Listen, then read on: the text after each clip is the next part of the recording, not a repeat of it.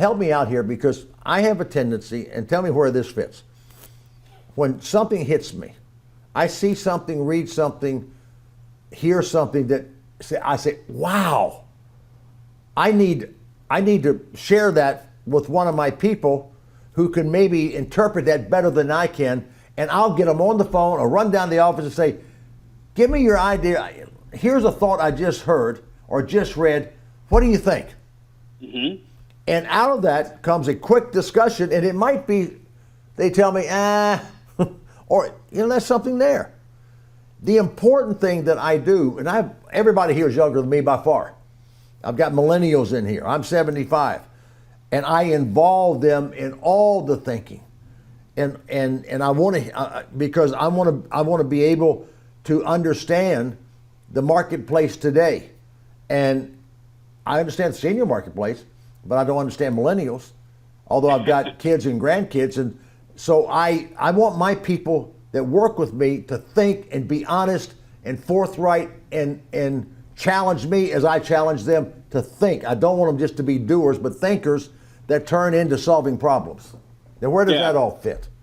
Well, I think the key is to make sure that you're using the people, again, in the same way. The principle of MVP doesn't just apply to the top, not just the executive. It applies to everybody. And you want your people focusing on what they do best and nothing else.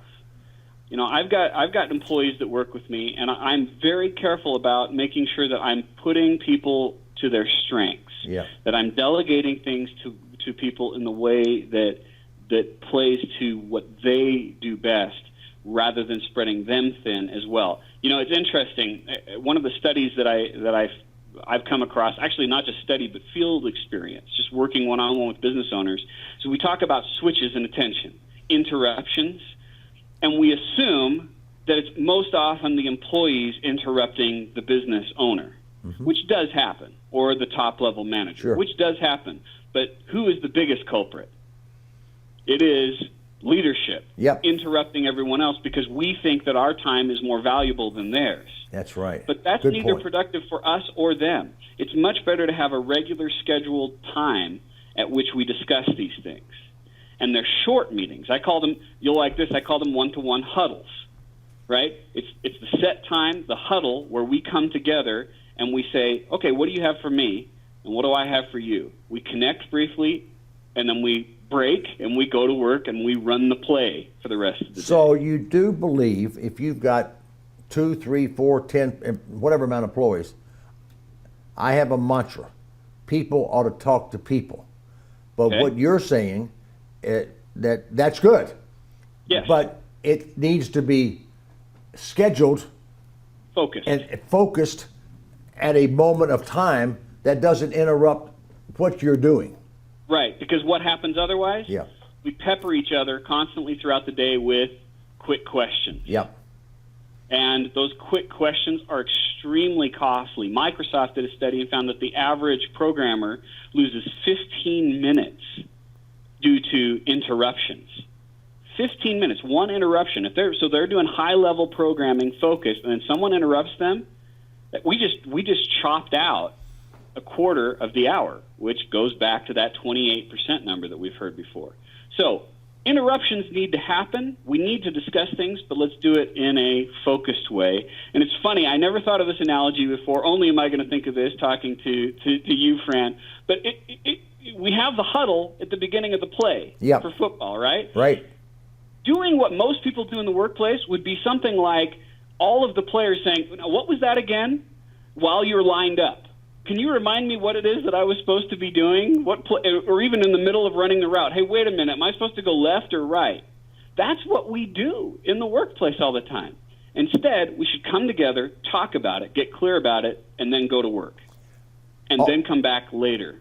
I have a guy who's now 35. When he came to work for me, he was 30, and he was a manager at Target. And so when he got here, he had a job. I told him what it was, and I said, I need you to think. I need you to do.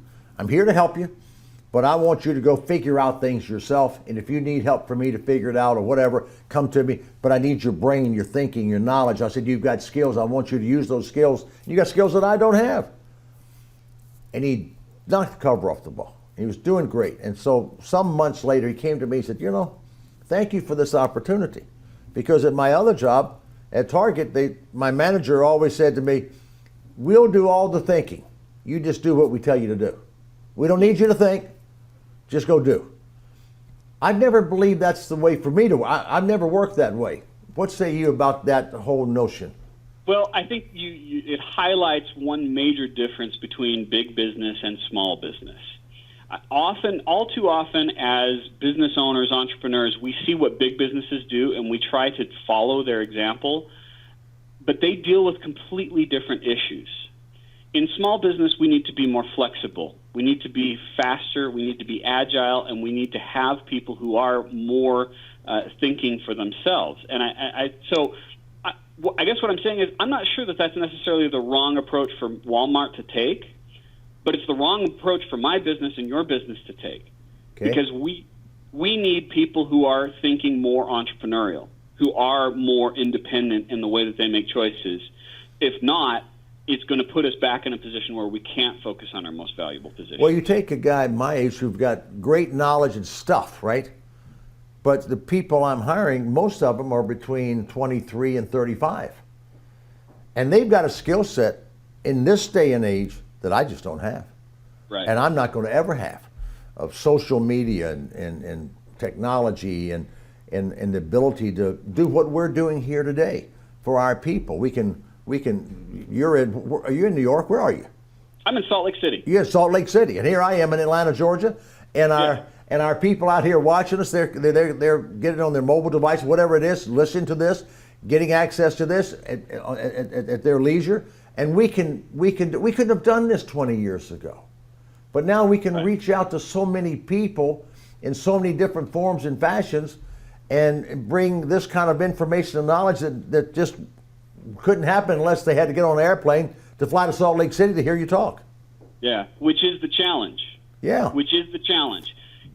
Because with all these opportunities that we have, also comes the risk of pursuing too many of them, which goes to a different principle. That the most successful people that I know say no far more often than they say yes. I have opportunities to do interviews like this all the time. I say no far more than I say yes, because I have to focus on this is we have the most valuable position.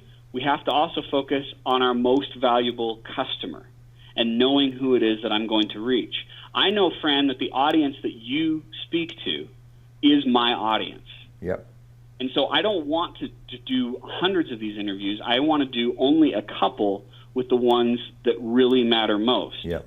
Whenever you say yes to one thing, you're saying no to something else.